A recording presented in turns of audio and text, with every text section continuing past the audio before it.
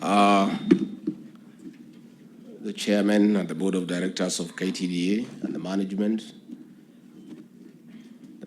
of the Tea Board of Kenya, PS Agriculture, and all our officers from the Ministry of Agriculture, and all stakeholders in the tea subsector, distinguished guests, ladies and gentlemen. It is my pleasure to preside over the flagging of ceremony of the second consignment of fertilizer to the smallholder tea grower this year under the Kenya Kwanza government fertilizer subsidy program as promised by His Excellency President William Ruto. The flagging of this second consignment of fertilizer to tea growers across the nation will ease the burden of farmers in a great way.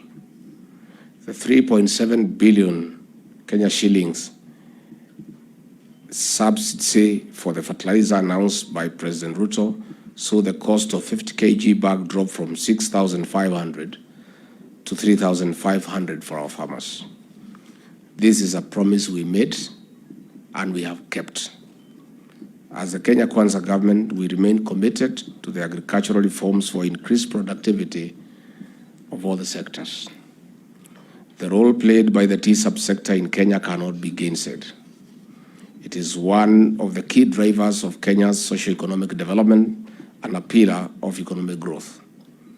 It provides a source of livelihood directly to over 750,000 farmers, 90% of whom are smallholder tea growers. It also supports 7 million Kenyans indirectly, representing about 13% of the country's population. It contributes about 2% of the GDP and 4% of the agricultural GDP. It earns the country about Kenya shillings 120 billion in exports, which translates to approximately 26% of foreign exchange earnings.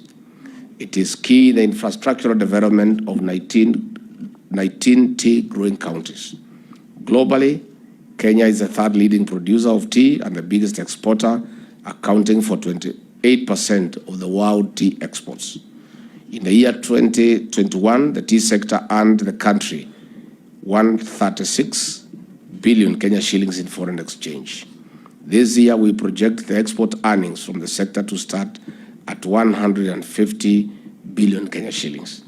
Despite its performance, the government is well aware that the tea industry has been experiencing various challenges which threaten its stability and sustainability. I challenge the leadership of the tea sector to come up with innovative and practical ways to solve these challenges to ensure the small farmer benefits out of their hard work. I'm aware of the smallholder tea factories made a decision to fix a minimum reserve price to cushion farmers against the fluctuation of tea prices from an all-time low of $1.89 per kg to date. This decision has resulted in improved prices to an average of $2.64 per kg in October 2022. Several key reforms have been introduced by the Tea Act 2020 aimed at improving returns to the tea farmer by reducing the various costs borne by the tea growers, cushioning the tea growers against price fluctuations, and enhancing governance and operational efficiency along tea value chain. To cushion tea farmers from an upsurge in fertilizer prices occasioned by the global economic factors, leading to the decline in returns for the tea farmer, the government has provided 4.4 billion Kenya shillings as fertilizer subsidy to tea farmers in all the 54 small tea factories this financial year. We'll work together to ensure these challenges are addressed. I'm aware that KTDA has enhanced initial green leaf monthly payments to smallholder tea grower of Kenya shillings 17 from 17 Kenya shillings to between 20 and 21 per kilogram, depending on the region. Monthly payments to tea farmers are also being remitted on a timely basis by the first week, that is the 5th of every month, as opposed to the third week, and I commend you. In this regard, tea farmers will be able to pay for the fertilizer with ease.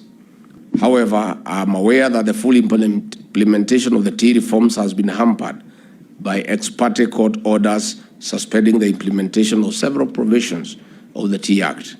I'm also aware that though tea growers from 54 tea factories have elected new directors through the democratic system on one grower, one vote, using their respective factory company memorandum and articles of association, this has also been contested by the previous office bearers. Finally, in order to sustain improved returns to the tea farmers, it is important for us to sustain the momentum in implementing the tea reform agenda. Thank you so much, and God bless you. Our stakeholders, PS, I want to confirm. In 40 days, you have seen nothing yet. This is our sector. Please sit down. President William Ruto and I and our team believe the only way to sort out the economy of this country and turn it around is through increased productivity in agriculture. And the only way to improve the quality of lives for the people of Kenya is to make sure that our farmers get value for money.